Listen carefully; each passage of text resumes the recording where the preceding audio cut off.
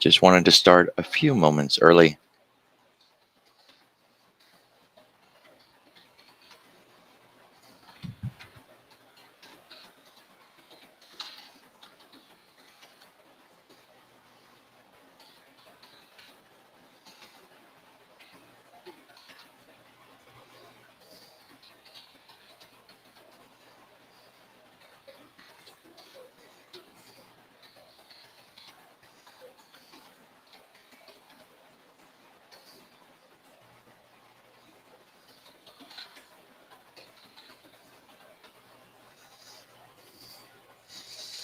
All right, so for those of you who are new to this, I am Signet. I work at the Bullish Bears creating their educational content, do a little bit of streaming for 'em Monday, Wednesdays, and Fridays. And I came up with doing these morning reports as a way to teach people how to prepare for a day, right? A lot of people see it as just me giving them a fish. They show up and kind of want to hear what we anticipate on the day, and they're not really looking to learn about it themselves. They just want someone to tell them what's going to happen today. But and that's fine. I don't see anything wrong with it. But the goal of these morning briefings is to show you the consistency of doing this again and again the same way every time, and how we use the data to kind of go down the rabbit hole and find what we need to be looking at today, because we don't always know. I have made a video what it is that we attempt to do. I've made like a pre-market checklist video, but that really didn't do a good enough job of explaining to people how to uh, prepare for the trading day, right? And that's really what this is all about. So these morning briefings, while they do give you a fish, they're really designed to help teach you how to fish, right? So kind of maybe go back and watch some of the older morning briefings and watch where we are going and then why we take that path. Look at the consistency of the things that we look at on a day-to-day basis. All right, so I just started up the Zoom. Everybody's here. So good morning, everybody. It's Friday. We made it through another one. The title of today's stream: When Bad News is Good and Good News is Bad. Because right now we're all watching for the non-farm payroll report. And there's a couple of different numbers on that report. One is analyst estimates, right? And what they do is they go and they ask a bunch of different analysts, hey, what do you think the number is going to be? And then from that answer, they kind of look for an average, right? So they ask 30 analysts and then they average that number and they say, this is what we think the non-farm numbers are going to be. But then there's another number. It's the whispered number, the kind of behind the scenes responding to data kind of number. The analyst estimates is around 400, and the whisper is around 500. You would think that a high number would be a good thing, and it is. It is a good thing, showing that people are participating in the workforce, coming back to the workforce. They are in it. But the way the market sees it is this good news would be bad for them because it will encourage the Fed to begin that liftoff sooner. And now there's talk that it's not just the liftoff; it's also going to be the fact that they won't be um, recycling their treasuries back in again, right? So these short dated treasuries that they have. So it basically comes down to the Fed is going to seriously withdraw the amount of input that they are providing in the market. They're going to reduce the flow of money coming in. So good news is bad and bad news is good. And we don't have the news yet, but we're all waiting on it. So as we generally do, the start of the morning briefing, we go to Market Watch, come in and look at the calendar of events for the day. So Market Watch calendar. If your calendar looks like this with a bunch of junk all over it, the easiest way to get rid of all of that is just to show all, hit that button, and it'll all disappear. And then just turn on the Econo Day event. I usually grab the description and drag it across so that it is right next to the time. That way I can see them side by side. If you click on it, it'll tell you what it is. This comes from a website called Econo Day Event. Thinkorswim didn't write that stuff. They link their platform to that website. And it's important to know that because you notice if I wanted to read about the employment situation, say I'm scrolling down and I'm reading it and I click away from that, it disappears. Well, that sucks. If you go to the Econo Day website, you can read that in detail. You can take notes, take pictures, whatever you want to do, and study it in detail and learn a lot more about it. It's free. You don't have to sign up to go to the Econo Day website. And you are literally going to the place that Thinkorswim thought was so good. It's where they go to get the data for their calendar. Right. I did hear some talk that the president would be speaking today. You can check that with the president's calendar command in the Discord using the bots. 8:30, 10, 1, and 3. The big one, of course, is 8:30. Right? The labor force survey, employment situation is where we're at. Okay, so you can see we are back above the weekly expected move low. That line was drawn last Friday, and you can see that even though it was drawn last Friday, it's been a bit of a benefit to us. The orange line that you see down here at the bottom, that is the 50 period daily moving average. And the green line here, that is the 20 period daily moving average. We're on a 30-minute chart. So what I did is if you come out to a daily chart, you can see how we interacted with the 50 yesterday, right? We came down, we bounced off of that 50 period moving average. And you can see how we are underneath that 20 period daily moving average. Why? I want to see those moving averages on the intraday chart. That's what we're looking at here. So how do you do that? Well, on Thinkorswim, just type in the word daily.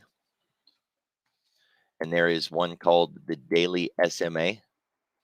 When you load that, it doesn't necessarily actually have to be a daily.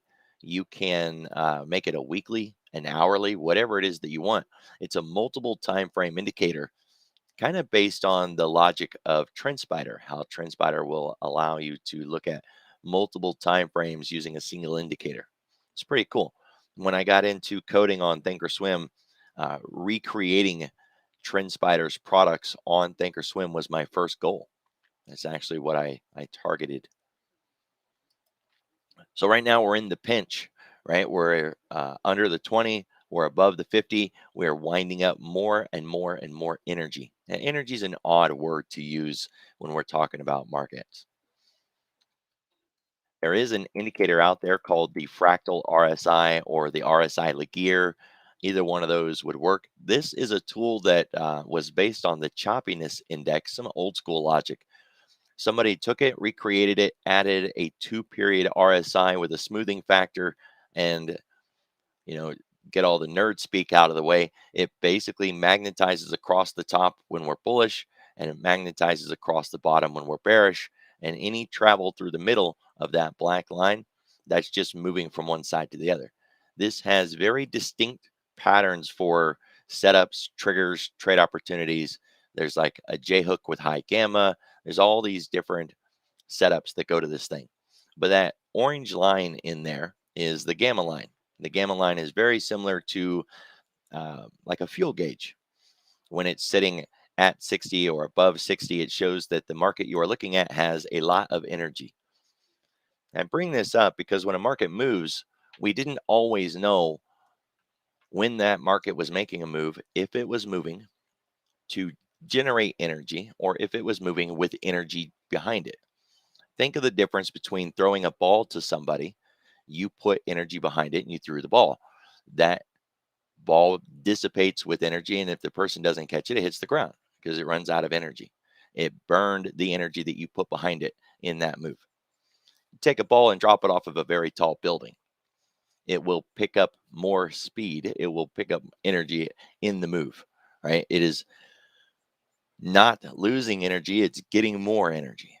So when a market makes a move, we didn't always understand that dynamic. Is it moving with energy behind it, or is it moving to generate energy? This indicator can actually help you identify that. You can imagine different ways how that could be beneficial, right? When price is coming into an area of resistance, if it's moving towards that resistance, burning energy, it's very likely going to run out of energy when it gets there. That makes sense, right? You tie that in with liquidity at that level. Are there a lot of sell orders over our head, right? Or if it's moving down to support, are there a lot of buy orders underneath our feet? Yeah. The RSI Laguerre, or the Fractal RSI, it's been named the same thing. Basically, the difference will be whether it has this black line in there, a 2-period RSI. And if you're thinking a 2-period RSI seems pretty extreme, the person who created the RSI, he's the one that developed a 2-period RSI trade logic, built an entire trading strategy around it. That's literally the guy that thought up using the RSI in the first place. Yeah. All right.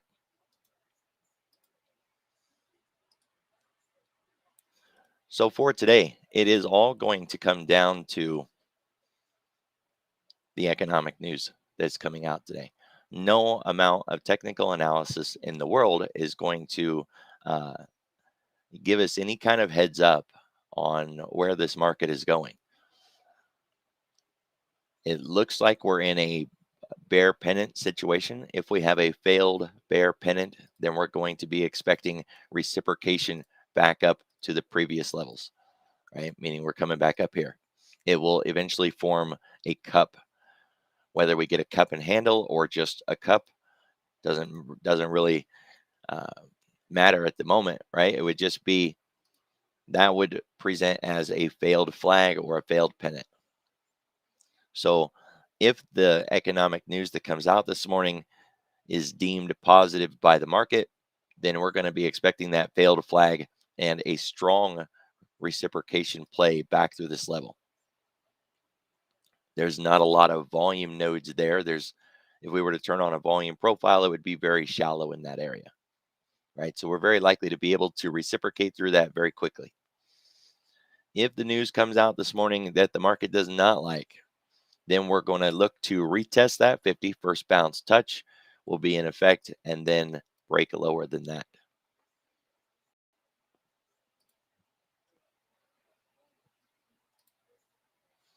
So when we widen things out a little bit,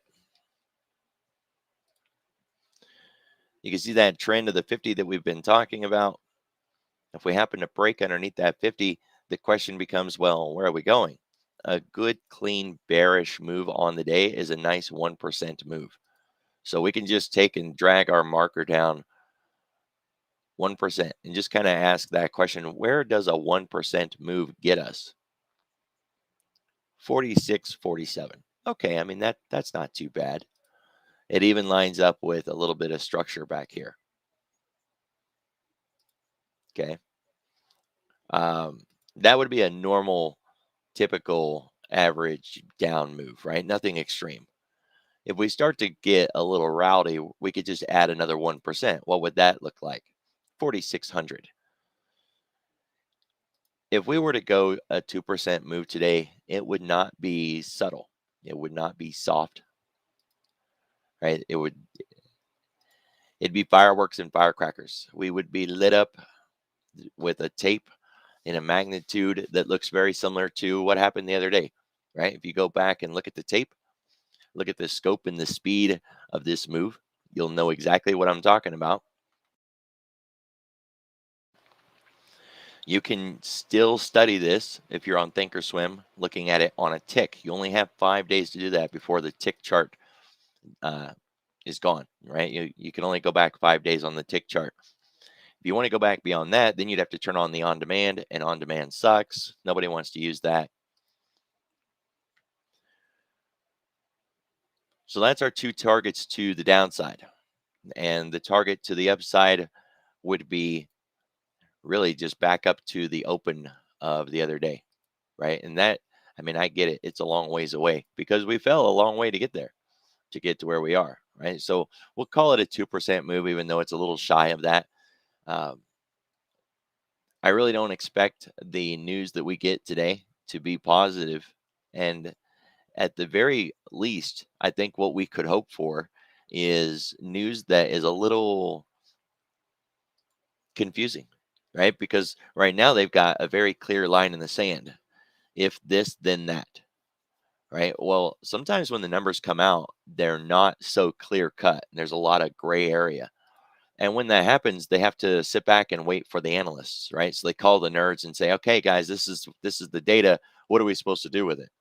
And then the nerds have to crunch the numbers and get back to them. And that would kind of delay the initial gut reaction that we often see in the market, where we get that quick burst of violence before things start to calm down. So if it's muddy waters with unclear numbers, uh, that may shunt or reduce that first initial violent reaction. Either way, what you most definitely do not want to be doing is attempting to trade or be in a trade before those numbers come out. I mean, come on. You know when the numbers are coming, you know it's going to be violent. It is very likely going to just stop you out. So let the report come out and then trade it. It works really good. I do it all the time. It's one of my econ plays.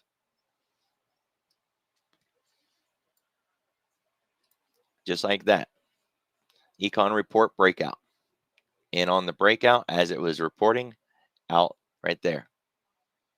Gotta love it. One shot, one kill.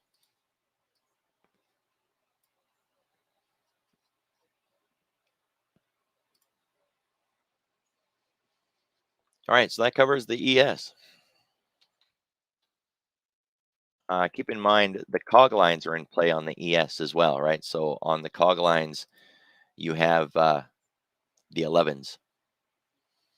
For the NASDAQ, we have more of a flag than a pennant, but same logic applies. A failed flag will see us attempting to reciprocate back to this previous level. That would be the target to the upside. We're looking at going from 15,700 to 16,200 if things are positive. I don't expect them to be that positive, even slightly positive. I don't expect them to be that good, right? We're looking at over a 2.5% move. Can we do it? Oh, yeah. Yeah, the NASDAQ's got that under control. It's got an ADR right now of 2%.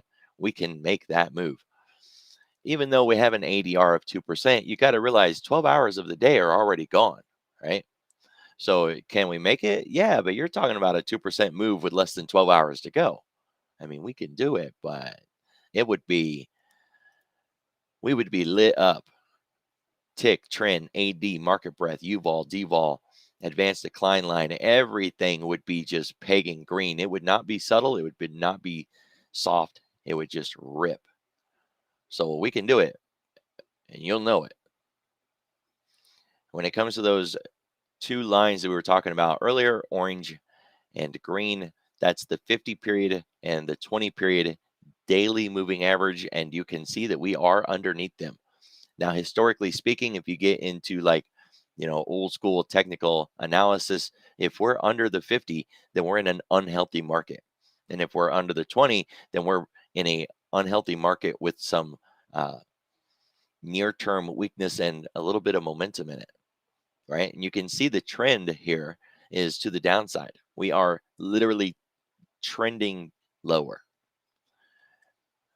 There is the rule of sevens that say a pullback in the overall marketplace is a 7% pullback. So it's not even considered negative, right? Seeing a market pull back to around 7%. Well, yeah, that's about 7% right there. All right, that was 6 something. Just turn that on. That's more than 6.25 right there. So there's your pullback. So they say a pullback of less than 7 or around 7 is a pullback, and a correction comes in at around 14. Well, let's just double this. Just take that line, copy it, set it down here. What's a 14% move to the downside look like? Us breaking that 200 period moving average. That'd be the purple line right there. And it also puts us at this pivot point back here, 14,500. That'd be my target to the downside. The NASDAQ would have to fall all the way down there before it would even be considered in corrective territory. As long as we don't go that far, then it's just considered a pullback. Most pullbacks, historically speaking, are around that 7%. But that doesn't mean it has to be 7. It could be 7, 9, 11, 13. 14 is kind of the line in the sand for correction. And yeah, if you're wondering what the next number is for a bear market, that's another 7, right? 7, 14, 21. Real easy to remember, 777s. If we fall lower than that, we would be considered in a bear market. Interesting enough, I was reading a little bit of research this morning, and it said that more than 50% of the NASDAQ, or the companies in the NASDAQ, are down more than 50%. That's a shocking number, especially when we're still sitting at these highs. More than half of the index has companies that are below 50% of their all-time highs. They're down that far. That's a shocking number. They said it's a number they haven't seen since the dot-com burst. It's interesting. Now, I'm not one of those doomsday nuts who say, the market's going to crash at any moment. I don't have to be that. I carry hedges. Let this thing burn. If it burns, I'm going to make money. If we just crash and crash and crash, I'm going to get paid. Just like I did during coronavirus. Let it fall, let it burn. I don't care. I'm getting money on the way down. And if it doesn't, well, I got trades to make money on the way up too. It's being perpetually short. So a reciprocation play would be targeting those 2 daily moving averages. Honestly, I don't think that we could get beyond those today, not without fireworks and chaos. The other side of that, well, what if we don't go up? What if the payroll numbers, whisper number, is accurate and it's really good news? And right now the market is not wanting really good news, right? So what if it's really good news? We're going to look to break this low. This would be a triple bottom. Now, technically speaking, we haven't had it yet, right? We got close down here and we didn't get there. You can give it the wink and a nod and say, oh, it's close enough. The way that IBD presents double bottoms and triple bottoms is that it's supposed to go lower, right? So you get price that comes in, sets that low.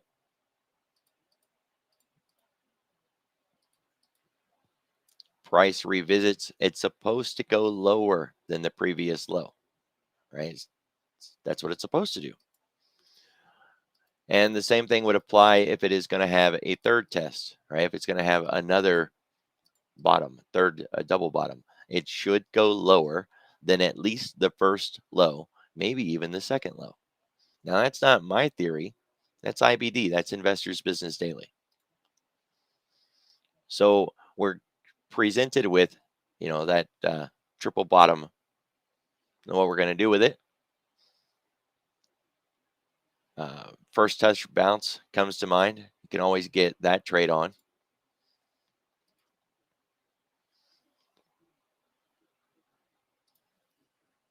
We're near flat at this point. So just looking at where we're at and taking a 1% move would get us right around, we'll call it 15.6, right? So if things are negative, we're going to be looking to revisit yesterday's low. It's amazing how the institutional pivot points all line up, right? Things are phenomenal. So a 1% move or a negative move would first get us challenging at yesterday's low. To get there, we're going to have to make it through the Globex low of today. And then if things continue to get or stay nasty, we will target this double bottom down here. It is important to keep in mind what is going on in the market. You got the bond market, the dollar, the VIX, and then our 4 indexes. I was talking with somebody yesterday, and I don't think we're doing a good enough job of discussing the fact that no matter what kind of trader you are, and no matter what kind of market you're trading in, you should not just sit there and watch the one thing you're trading. If you're a NASDAQ trader, the only thing on your screen should not just be the NASDAQ, right? You already know what that thing's doing. None of these markets are in isolation. Every single market is connected to something. And the best indicator you could ever put on your chart is price action. The more price action in the more products that you watch, the better understanding of the market you are trading. X Steel, USO, I don't care if you trade Facebook and Apple and Amazon and SPY. Don't just sit there and watch the one thing you're trading. Oh, I'm going to go trade Apple today. You stare at an Apple chart. You think Apple's moving all by itself and not connected to the rest of the market at all? Then you're in your one thing that you're trying to trade, completely ignoring the rest of the entire market out there. A big shift happens in the dollar. We all know it. You don't know it. You go to get into a new trade and get run over and then say, well, I don't understand what happened. This stuff is hard. I can't figure out where we're going. Really? You got your hand flat on your nose and you can't see anything. Of course, it's hard if you're not using any of the tools that are there to help you. So don't just watch the one thing you're trading. Find the peer group that it belongs to. Find the index that it belongs to. If you're trading an index, then look at another index, right? There are a lot of tools to help with that, including market breadth, UVol, DVol, tick, trend, AD. Another question that I got yesterday, do the futures have volatility? Now, that's a really good question. We're not talking about the options, right? Of course, these have volatility, but that wasn't the question. The question was, do the futures markets have volatility indicator, and do we use that? Is it important? And of course, the answer is yes, it does have volatility, and yes, we do watch it. And then the follow-up question to that came was, well, why? If we're not worried about the Greeks, if it's not necessarily connected to the price of the value of an option, why would we watch volatility on the futures? The simplest answer I can give, since this is a time-based stream, come up to studies in the upper right corner of your Thinkorswim. And when you open that up and you go to add studies, it actually offers you a choice for what kind of studies you would like to see. Go to the volatility studies, the ATR, Bollinger Bands, percent change, the TTM squeeze. Those are all volatility indicators.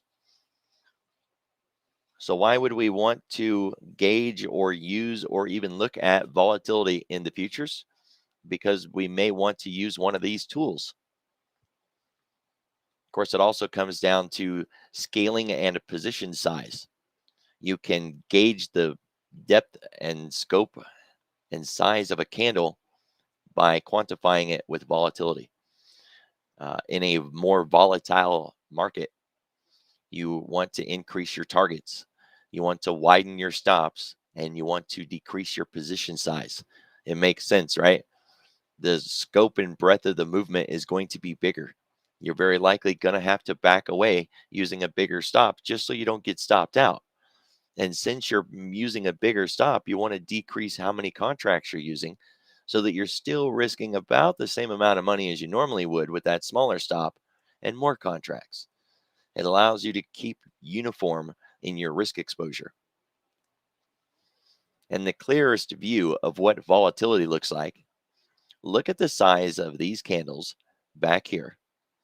They're not that big. They're nice and clean, kind of a uniform, nothing extreme and crazy, right? We're kind of talking more about this area here. But that's a lower volatility environment, right? And it's still considered a high volatility, but just compared to, before it and after it in that year, that was the calm period. Okay, so you look at that nice calm period, and then you look at this.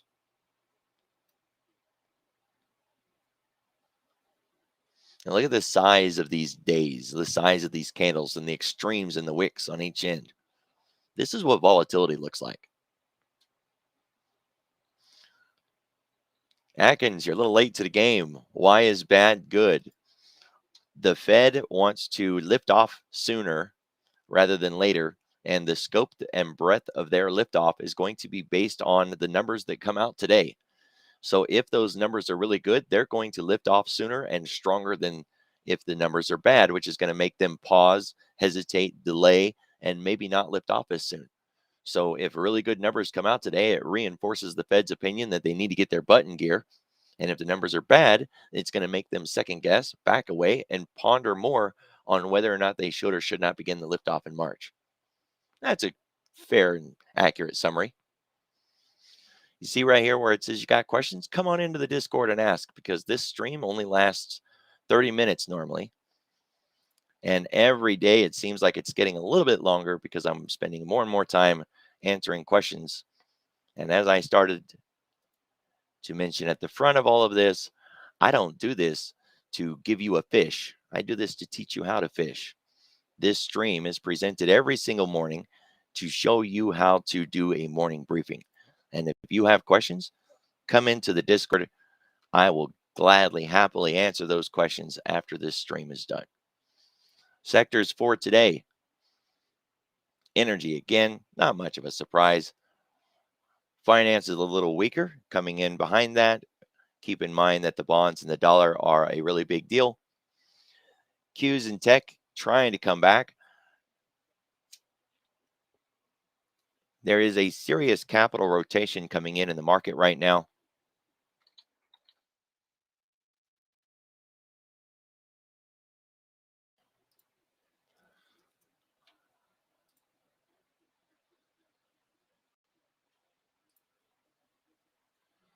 Yesterday's buy side 112, yesterday's sell side 94. It's almost like they flipped those two numbers around, but they're very, very close together. We haven't really seen a 2-to-1 since January 4. The names in here is what was really surprising. All right, not so much the numbers, the names. It's worth taking a look of where that buy side volume was at yesterday, and on the other side of that, where the sell side volume was at.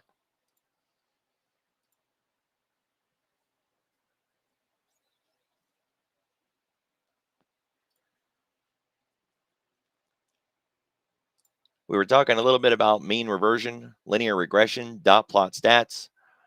When a market moves too far too fast, it very often reciprocates back the other direction. Tech kind of fits that bill. I went long in an Apple call late yesterday afternoon, and somebody asked, "Why did you do that?" Because we're down in Apple. It's a really bad answer, right? Like, that's the only thing you got. We were down in Apple. It's good enough, isn't it? Knowing that I can sell a call against the one that I bought means that I'm not really risking very much money. I mean, like very little money. So if there's no risk and a lot of upside potential, why wouldn't I do it? Sounds good to me.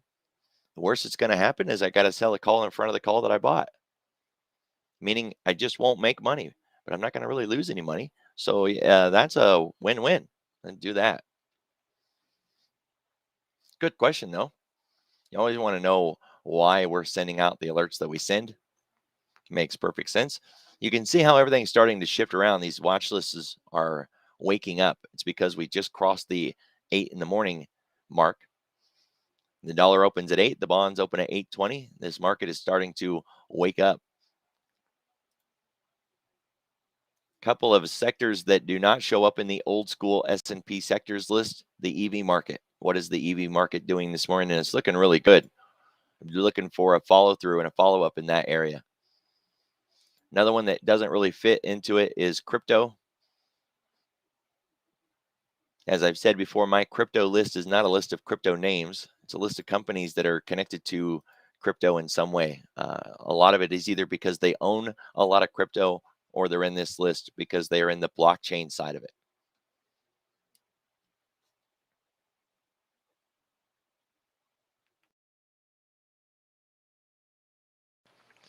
So looking at the scope of the sectors this morning, we'll be able to lean on those more than our own watch lists, but we still always do have those watch lists for a backup.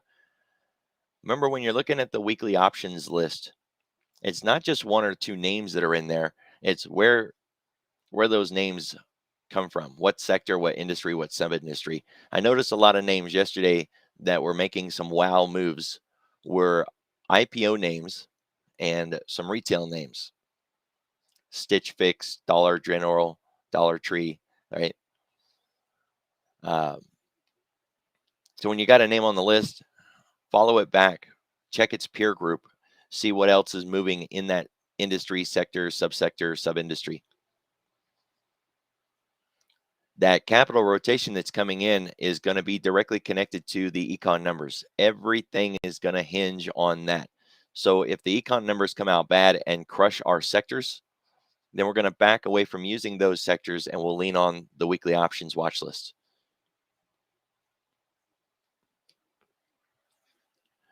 For those who showed up late and are still kind of confused on what the heck is going on, if you don't know what is on the docket for today, you can go to Market Watch calendar and look right here.